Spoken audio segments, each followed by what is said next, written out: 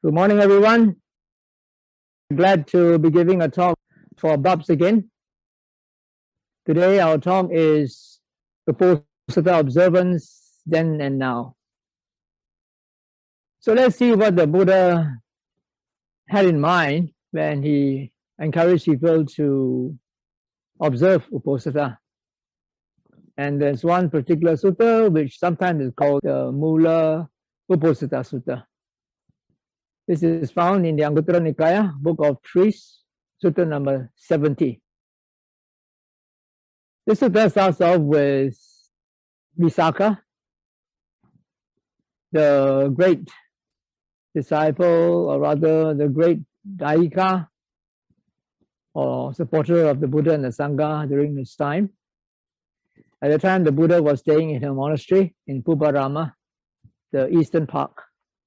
And so one day she came to the monastery in the afternoon, and the Buddha asked her why she was coming in the afternoon.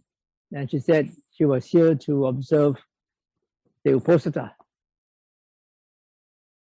It seems that during the Buddha's time, when people wanted to observe Uposatha, they would go to the monastery rather than stay at home.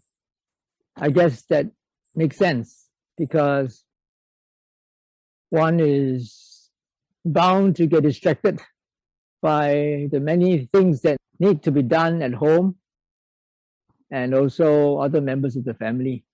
So going to a monastery temporarily suspends all these things that we need to do and gives us a better environment to observe the 8 precepts.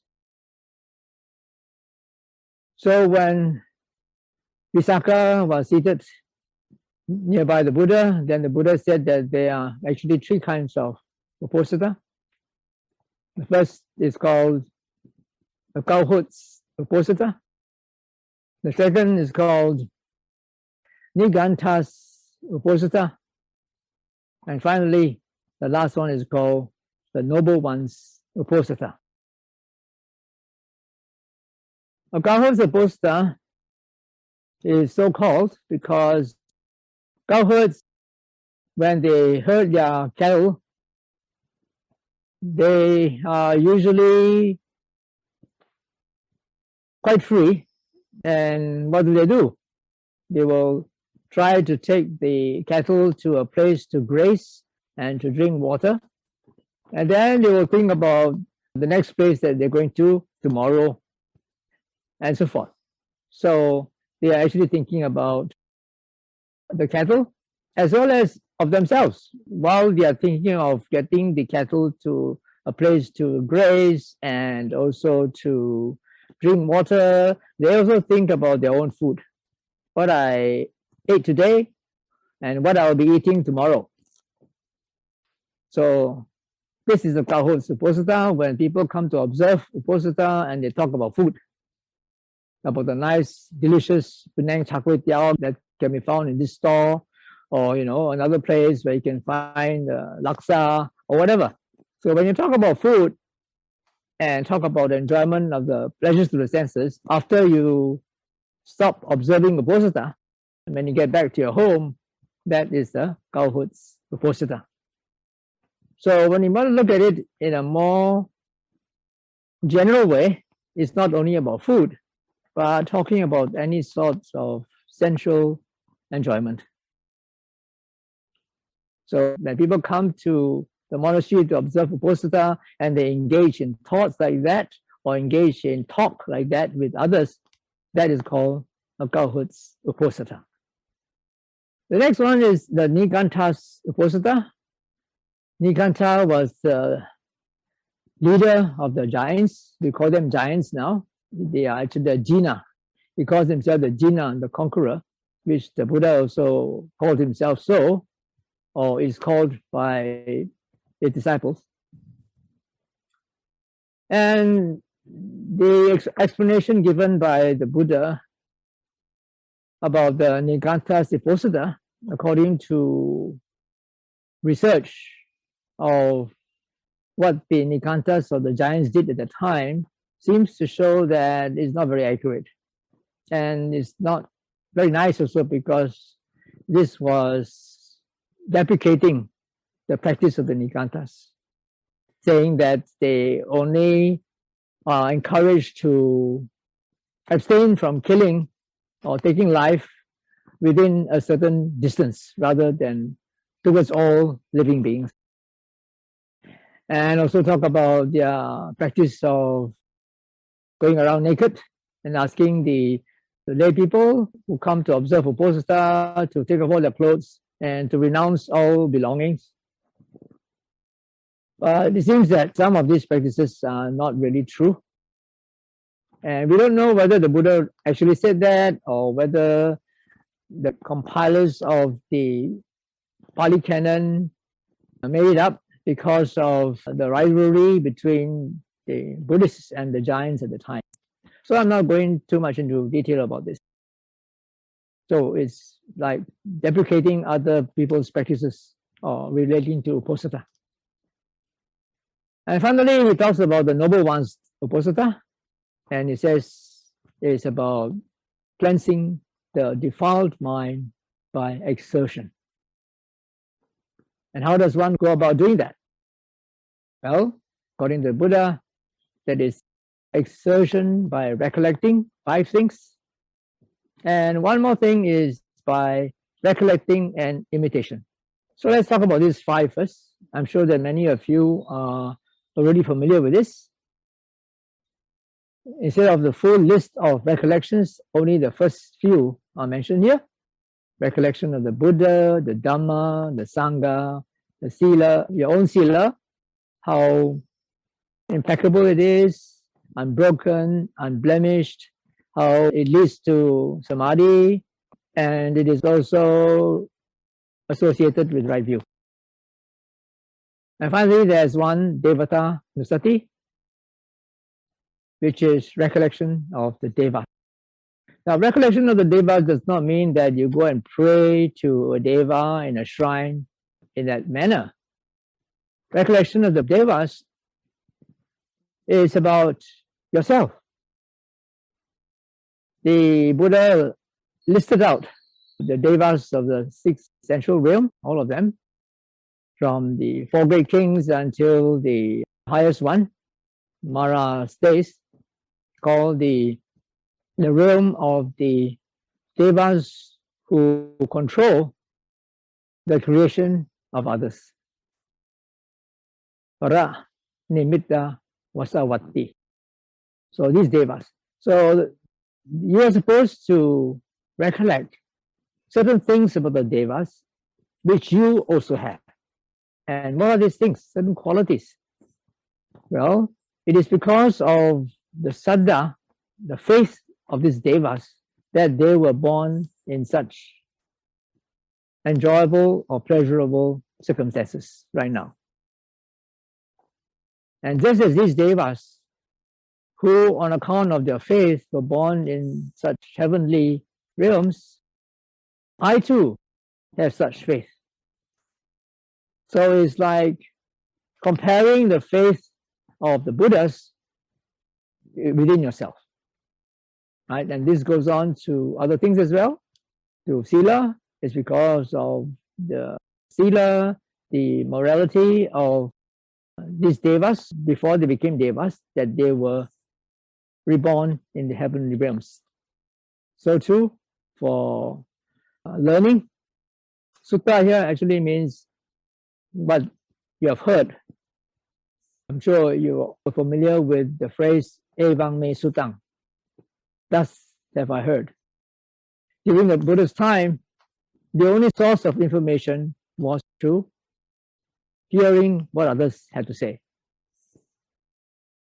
There were no newspapers, there were no social media, there was no internet, nothing was written down. So people communicated and conveyed knowledge and information through speech.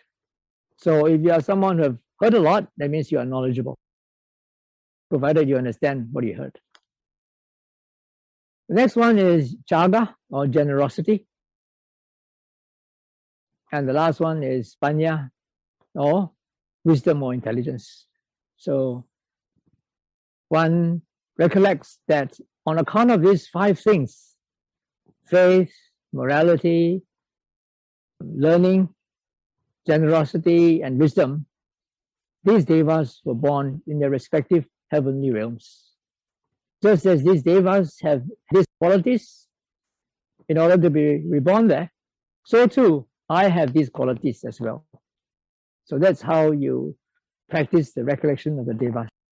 Actually trying to compare these qualities that the devas have with those within yourself. Now, one who is observing Uposatha and practices these 5 recollections is called a noble one, a noble disciple who observes the Uposatha of the Buddha, the Dhamma, the Sangha, the Sila, or the Devas, and who dwells together with the Buddha, the Dhamma, or the Sangha, or with morality, or with the Devas respectively. Now the first one is actually the noble disciple who observes the Uposatha of the Brahma, because the Buddha called himself the Brahma. I guess it's because of Brahmanism. Brahmanism was so popular at that time. It was probably the prevalent religion at that time. So he was trying to make things relate to people then. Since the people at that time thought that Brahma was the greatest, so the Buddha redefined Brahma to mean an arahant, not just a very high-ranking deity living up in the heavens. So one who recollects the virtues of the Buddha is called a disciple who observes the Uposatha of the Brahma and who dwells together with the Brahma. So that is for the first quality, the first recollection. The rest are according to their respective subjects, Dhamma, Sangha, Sila, and Devata. So he also gave a simile for each of these. He says that because this is all about cleansing the mind, cleansing the defiled mind through exertion. And how do you exert yourself? You exert by recollecting the Buddha, Dhamma, Sangha, Sila, and the Devas. So the first one, recollecting the Buddha, is similar to cleansing the head. Recollection of the Dhamma is similar to cleansing the body. Recollection of the Sangha is similar to cleansing your clothes. Recollection of Sila, recollection of one's morality or precepts is similar to cleansing the mirror. And finally, recollection of the Devas can be compared to cleansing impure gold. So when somebody who is observing the 8 precepts does all these things, tries to cleanse his defiled mind through exertion by recollecting these 5 things, then his mind becomes blessed, joy arises, and the defilements are abandoned. So that is the fruit of observing Uposatha by exerting effort to cleanse the defiled mind. And then there's another 6th thing.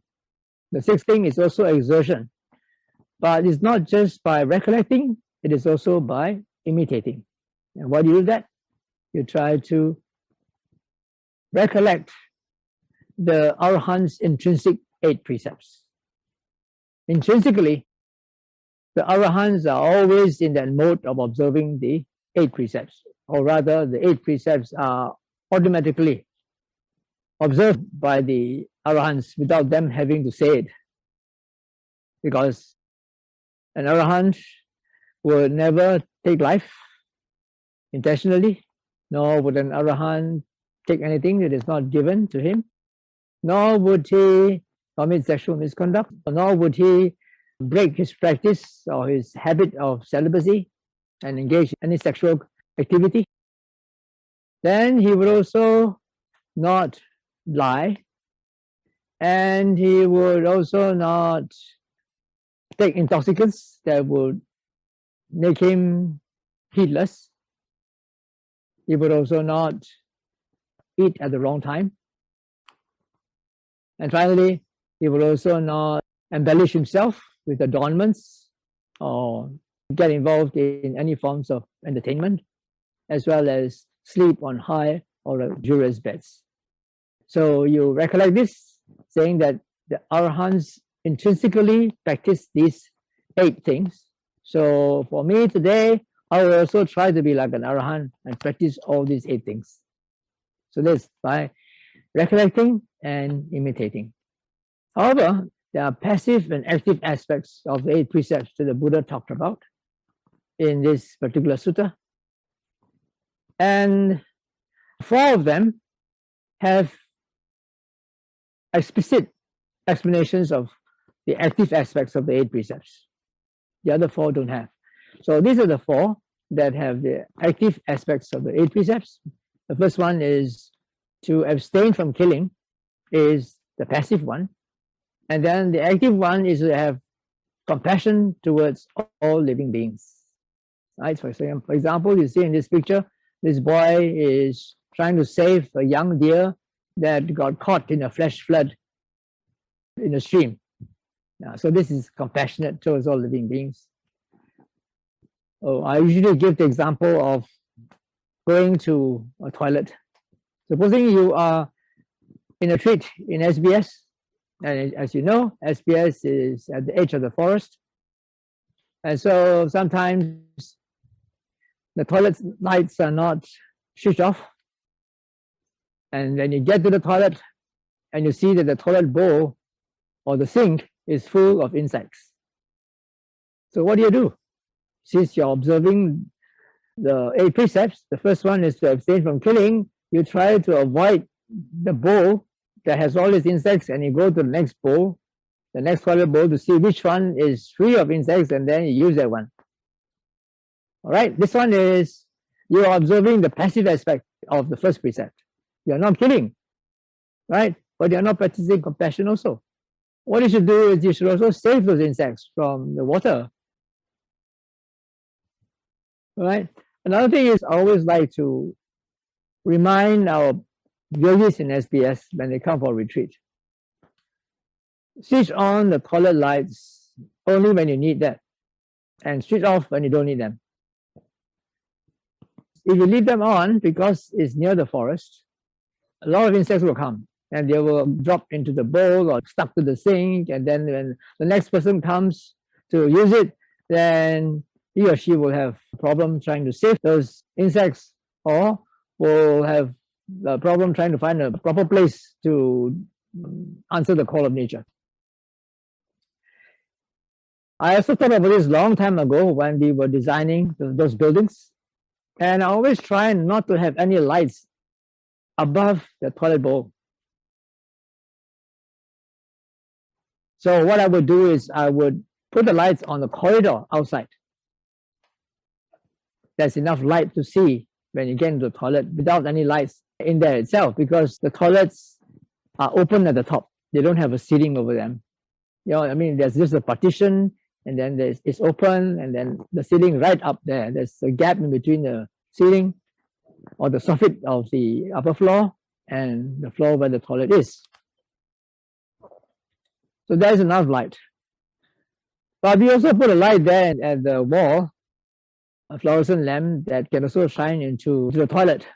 That's for emergency use. You know, when something happens there, we need more light to tackle that situation, then we can switch on the light. But the problem is, people tend to switch on and forget to switch it off, and then the insects will all come.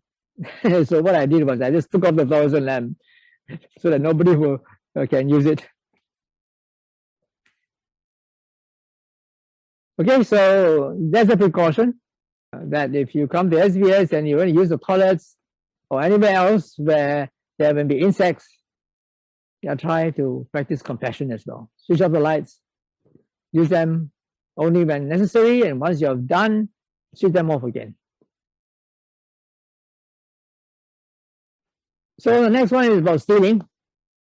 Instead of taking things that are not given by people, we only expect what is given, and we are honest at our heart and devoid of theft.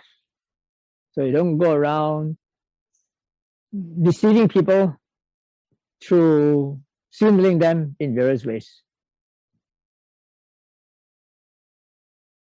The active aspect of abstaining from lying is to speak the truth, adhere to truth, being trustworthy and reliable, no deceivers of the world. Now, this is a bit of a problem because sometimes people ask me, is it okay to tell a white lie? Well, the Buddha says specifically in some other places that you are supposed to practice this precept such that you don't lie for your sake or for the sake of others. So sometimes people are caught in a predicament. For example, one recent question was asked regarding an old lady who was very attached to her grandson, and the grandson had not been home for quite some time, or she has not heard from him for quite some time, and she got worried and started asking about him.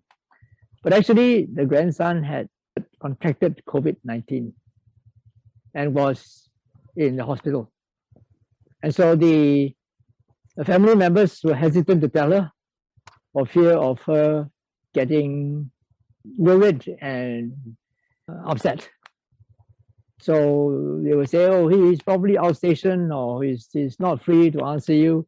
So if they say something like that, is that a white lie? Yeah, of course it's a white lie. But remember, these are precepts. These are not commandments. It's up to you. You understand the consequences. You think that you want to tell a white lie so that she won't get upset and there's less suffering for her, then you do it. You break the precepts. All right, so as I said, these are precepts, not commandments. You understand the consequences of what you're doing, and you feel that you want to bear the consequences of what you're doing in order to save other people, then go ahead and do it. Yeah, but the negative consequences of telling a white lie may not be as bad as that of telling a black lie that causes harm to people. Since karma is about reaping what you sow, so it could be a scenario in which now you tell a white lie in order to save somebody from suffering. Maybe in future, as a consequence of that, somebody else will tell a white lie in order to save you from some sort of suffering. So that is a consolation. It could happen that way. So some people also ask me about this precept about killing. They say, my house is infested by termites. What should I do? Should I just call the termite exterminator and then exterminate all of them? Again, I say, these are precepts. You understand the law of cause and effect. You have to weigh the consequences. Either you move to another house, or you look for some other preventive measures to chase them away. Or you kill them. You can kill them if you want. You get the exterminator to come and exterminate them, but then you have to pay for it in the future. So you have to weigh the consequences and make your own decision. Finally, the last one is high and luxurious beds. You're abstaining from lying on high and luxurious beds. And so what do? You lie down on the low resting place, either a small bed or a straw mat. So these are the passive and active aspects of the 8 precepts. For the other 4, there doesn't seem to be any explicit explanation given by the Buddha for their active aspects. So this one person who observes the 8 precepts and tries to cleanse his defiled mind by recollecting and imitating the 8 specific virtues of the Arahant is called one who observes the Uposatha of the Noble Ones, complete with the 8 factors.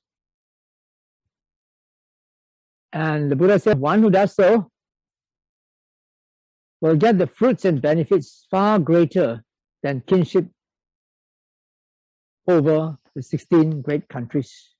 During the Buddha's time, there were 16 great countries in India and around India. Some of them were in present Afghanistan and Pakistan. So these were the 16 great countries.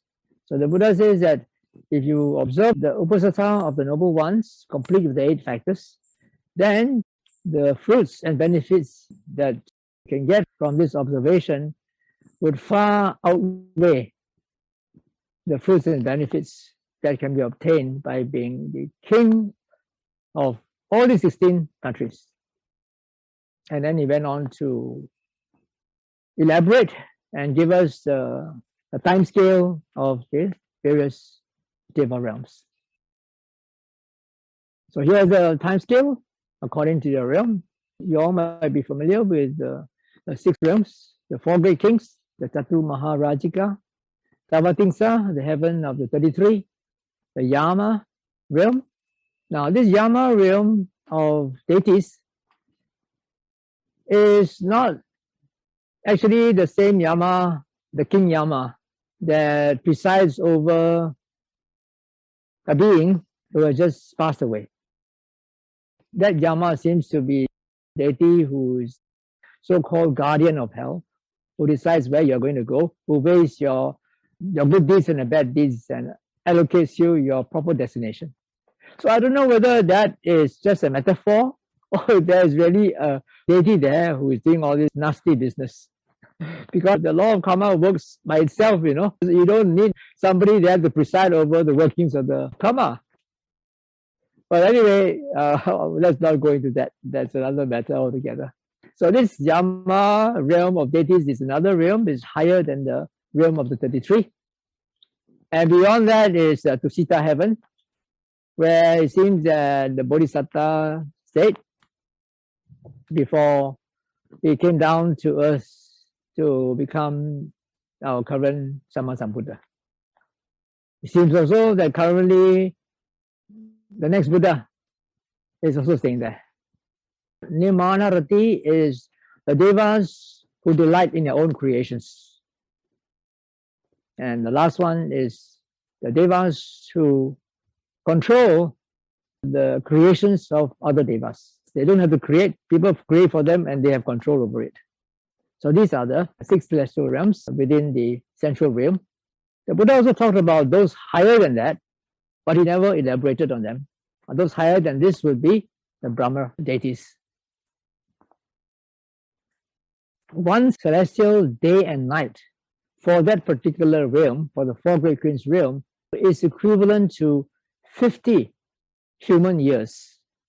So just one celestial day and night in the realm of the 4 great kings is equivalent to 50 human years.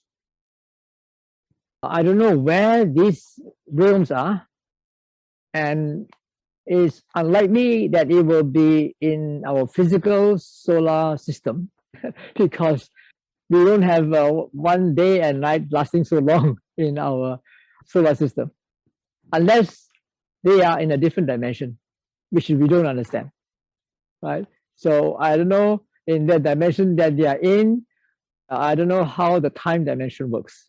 So don't ask me where they are. I don't know. We just take it on faith. And then it goes on for the others in a geometric progression, multiplied by 2. So you can see from 50, it goes to 100, to 200, to 400, 1,600 human years for one celestial day and night in the highest of the Deva realms in our central plane. And you can see a graphic increase of this geometric progression of the duration of one celestial day and night according to the realms. And somehow they also count the months in the same way. 30 days equals 1 month, so you just multiply by 3 and everything will also be multiplied in a geometric progression. And the year also is It's calculated according to the number of months, 12 months per year, and similarly, you get the same thing. Everything is multiplied by 3 in geometric progression. As for the lifespan of the 4 great kings is supposed to be 500 celestial years. Not 500 human years, but 500 celestial years. And again, this is multiplied. Okay, so this is the time scale of the 6 celestial realms that was elaborated by the Buddha. And we don't know how it works. We don't know where they are or which dimension they are in. Now let us compare these recollections and the fruits to another sutta called the Mahānāma Sutta, found in the Anguttara Nikaya. Now Mahānāma was the Buddha's cousin. And one day he approached the Buddha in a monastery in Kapilavatthu, Nigaṇṭhas, and he asked the Buddha, what is the frequent dwelling of someone who has attained to the fruit and who understands the Buddha's teaching? Meaning, what is the frequent dwelling of an Arya? Someone who is already awakened. Well, since he was a layman, awakened to Sotapan or Sakadagami. And the Buddha gave a list of 6 anusatis, very similar to this one, recollection of the Buddha, the Dhamma, the Sangha, of Sila and Chaga, generosity, and finally the Devata, the Deva. We'll compare this with the Uposatha Sutta later. Now, when an Arya, enlightened layperson, dwells in this recollection of these 6 qualities, then his mind will not be obsessed by defilements. And then what happens? His mind becomes straight, leading to inspiration in the meaning, inspiration in the Dhamma, and joy that is connected with the Dhamma. And then this gives rise to rapture, and then the body becomes tranquil, and he feels pleasure or happiness, and this leads to the mind becoming composed or concentrated. Then the Buddha said that this is called a noble disciple who dwells in balance amid an unbalanced population. What is meant by that? Unbalanced population is people who are not developed spiritually, and their minds are distracted and obsessed by defilements in various ways. This noble disciple, because he is recollecting any of these 6 qualities or all of them, becomes composed, and his defilements are abandoned temporarily, and therefore he is dwelling in balance amid those who are unbalanced in terms of not being able to control their mind, being a slave of their defilements. And because he is able to control his mind, he is not obsessed by defilements, then he will dwell unafflicted amid an afflicted population. People who cannot control their minds are led by the defilements into worry and resentment and anger and various sorts of agitation. And he is finally one called the noble disciple who has entered the stream of the Dhamma and develops recollection of the Buddha or the Dhamma or the Sangha or Sila or Chaga or Devata. So you see that there's kind of a difference between the benefits derived from doing these 6 recollections in Mahānāma Sutta and that in Uposatha Sutta. Because in Uposatha Sutta, you do almost the same things. You also recollect the Buddha, Dhamma, Sangha, Sila, and Devata, but somehow Saga is not there. And then the mind becomes blessed, joy rises, and the defilements are abandoned. So it just stops at abandonment of defilement, temporarily, of course, and does not go beyond that to have inspiration in the meaning, inspiration in the Dhamma, joy, and so forth, and the mind becomes concentrated. It doesn't seem to arrive at that same goal. Probably because of being a noble disciple or an awakened one, the mind is easier to get composed, and this noble disciple naturally gets inspiration through the Dhamma. Okay, what we saw so far was that the Buddha encouraging people, even noble ones who are in the lay life, to do recollections of the Buddha, Dhamma, Sangha, and so forth. He never taught them anything about doing meditation like metta meditation or doing the 4 Satipatthanas. So it seems that during the time, the people who observe Uposatha were not doing other meditations except these recollections. However, as I showed you just now, in Mitta Sutta, in the Samyutta Nikaya 47.8, which is Satipatthana Samyutta, the Buddha encouraged the bhikkhus to actually exhort, settle, and establish your friends or your relatives, your kinsmen, your colleagues in the development of the 4 establishments of mindfulness. Right? He was addressing this to bhikkhus, but not to lay people. Very strange.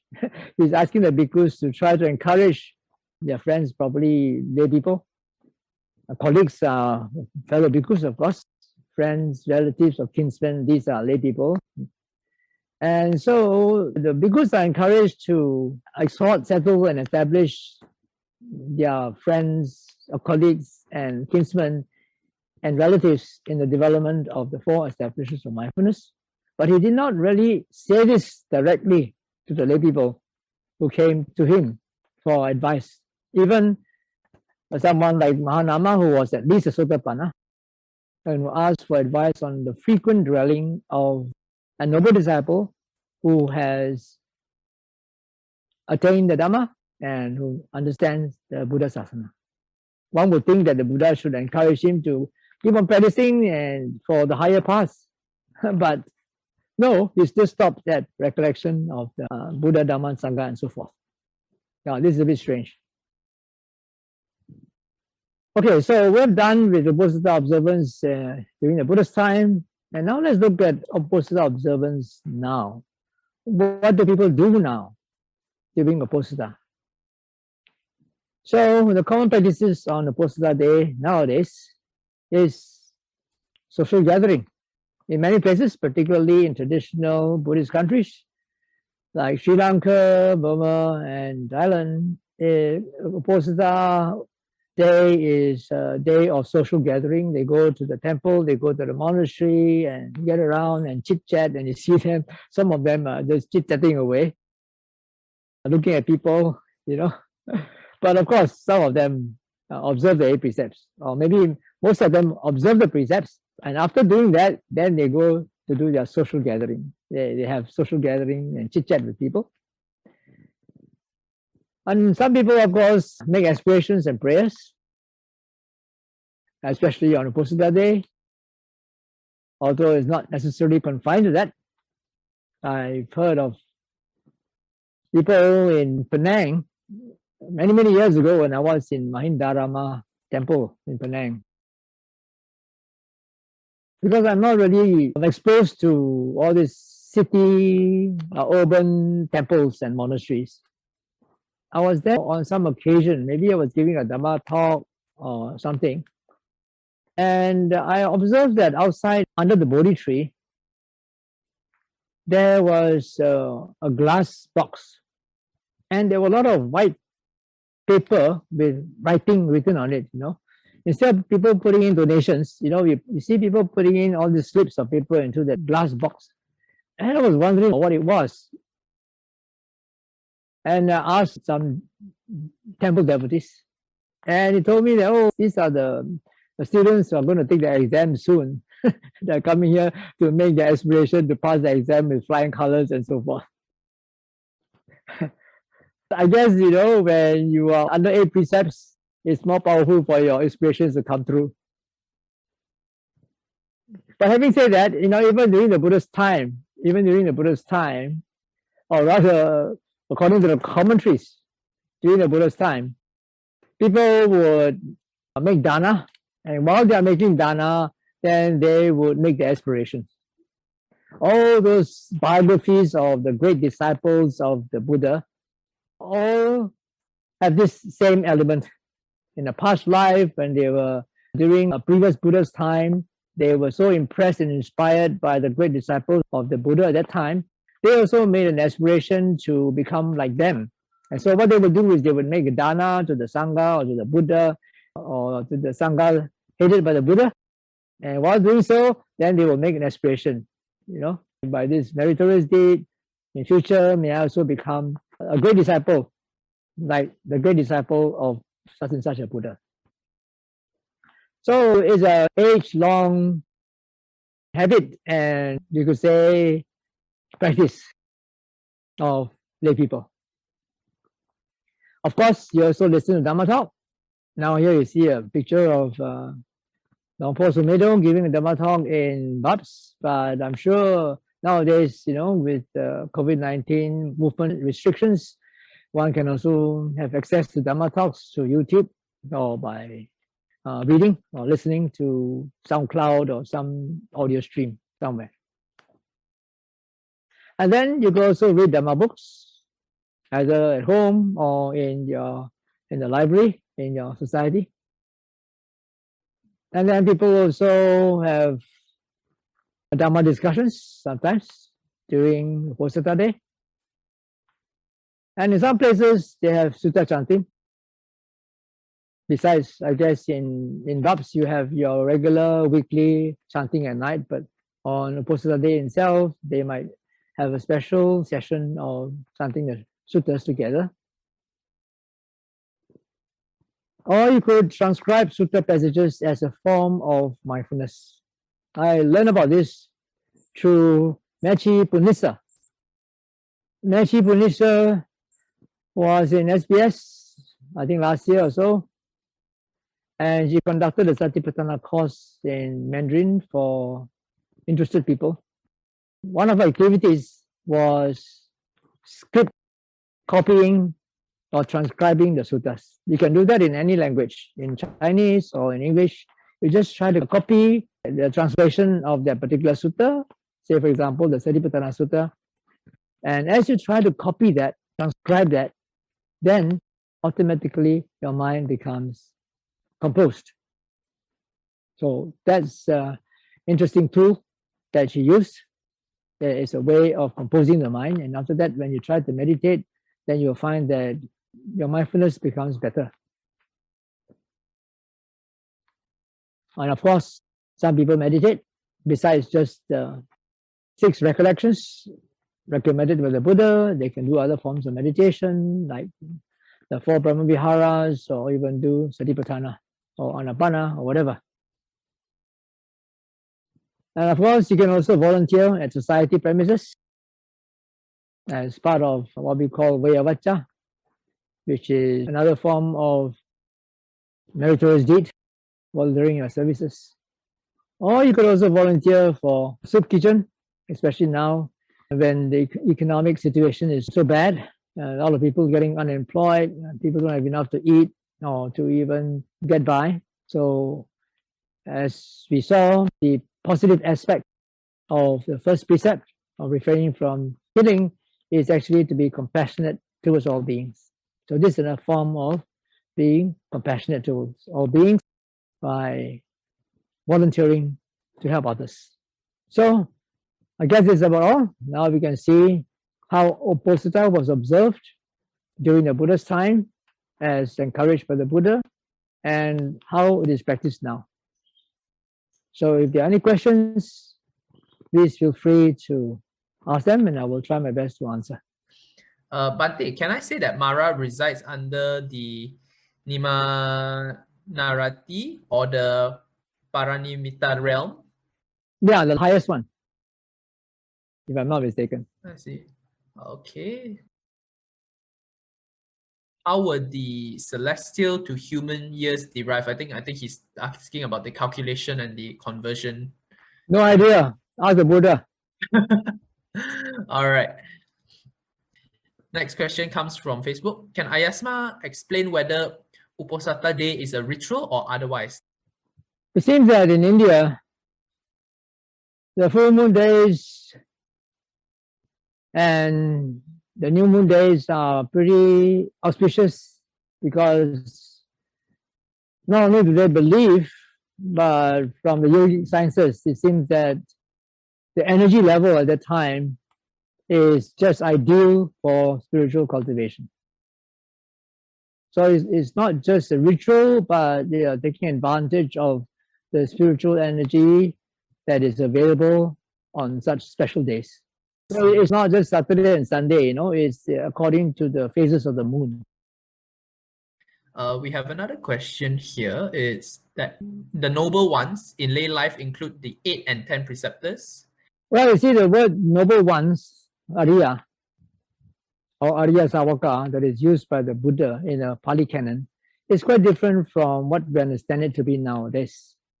When we use the word Arya nowadays, we tend to think of them as those who have become awakened, starting from Sotapan until an Arahant. But the usage in the suttas covers actually a wider range, and includes also people who are noble in their character, in the sense of being ethical people and spiritually inclined people. Okay, not just the awakened ones. Now, our next question. Okay. Namo Buddhaya, Bhante. Must 8 precepts be observed during new and full moon days? I just mentioned just now. I mean, if you want to take advantage of the spiritual energy, that is the best. But then you can observe it anytime, and the fruits are not as similar, maybe less on the full moon and new moon days. Bhante, since Uposatha days can vary in different countries depending on their tradition, can I just use the Chinese calendar to find out the new and full moon days? No problem. The difference is only 1 or 2 days. Okay. This one is a bit more on sila, and specifically on killing. How do we manage eating meat when we know that this meat was butchered? Well, it seems that there's a story behind this. The Buddha at one time was requested by Devadatta, who was then trying to usurp power from the Buddha. He wanted to lead the Sangha, and he was making this as a strategy to gain disciples. He made a request of the Buddha, several things, like all monks should become vegetarian, all monks should stay in the open, and all monks should have only 3 robes and not more, and so forth. Make a lot of requests that seems to portray him as someone who is very austere, and encouraging austere practices. Although the Buddha refused all of them, and he said that, well, he allows monks to eat meat, provided these are free from the 3 suspicions. The 3 suspicions of what? That he has seen or heard or suspected that this animal was especially slaughtered for him. Right? But if it's already slaughtered and then it's available in the market and you get it, then you are allowed to eat. The follow-up question to that is that must one stick to being a vegetarian on Uposatha Day? Because this, I think sister has noticed that some monastics do not stick to vegetarianism. I just answered the question. All right. Right. Okay, now another thing I wanted to say is about, about the killing, So, although the Buddha said they are allowed to eat meat from which the animal has not been slaughtered specifically for you, it doesn't mean that you can order, This means that you cannot order. For example, you go to a seafood restaurant and then you have got live crabs and fishes in the aquarium and you go and select the one that you want to eat, and then they cook it for you, that is killing.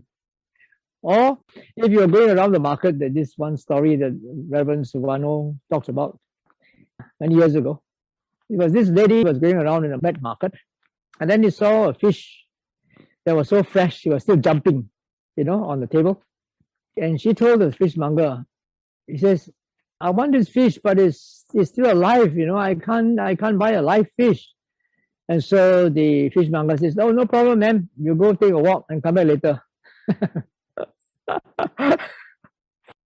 So if the intention is to actually take the fish without saying so, but actually, indirectly saying so, that is also tantamount to killing. You cannot order chicken in advance. For example, in Burma, huge, massive Nigaṇṭhas, meditation centers, and they've got hundreds of yogis, hundreds and hundreds of yogis. So how do they cook their meal? How do they going to cook chicken for 500 people, So what they do is they will send out teams of kitchen staff to various markets early in the morning to get a bit from here and a bit from there without ordering. Okay. Right. Thank you for the clarification, Mante. I think it comes back down to the intention. Yep. Right. All right. This is a pretty long question. I'll break it down into a few parts. How does one reconcile the Silabbata Paramasa with the strict practice of the precepts? More specifically, with the Vikala Bojana. If one understands the meaning and the spirit of the precept, which was to let go of the sensual desire for excess food, which I understand to be the spirit of the teaching, as opposed to time from sunrise to solar noon. In lay life, there may be times when duties get in the way of timing, hence I may run outside of this allowable time. Yes, I always encourage people to be flexible when it comes to that, especially in lay life. Flexible, sometimes, you cannot be so strict that you upset or offend non-Buddhists who are your colleagues or your superiors, in a worldly situation. Sometimes you, on a full moon day, you are still working, but you try to observe the 8 precepts, then you have to be flexible. I see. Thank you, Bante. Very practical advice. We have a new question. Is it true that Uposatha was adopted from Vedic ritual, which at that time was called Upavasatha, originally to mean staying overnight around the sacred fires? Well, actually, the Uposatha was already practiced by other non-Buddhist religious people during the Buddha's time. In fact, it was because of other religious practices that the Buddha laid down a rule that monks should speak the Dhamma during Uposatha day.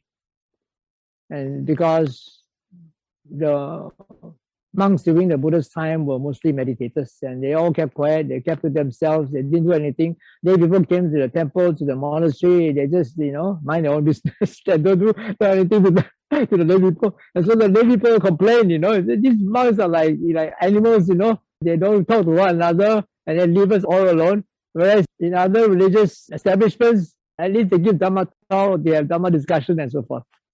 So on account of that, the Buddha said that the monks should say something to the lay people, give a Dhamma talk, and also to recite the Patimokkha. To invite everyone here to turn on your cameras and your mics so we can say sadhu 3 times to Ayasma.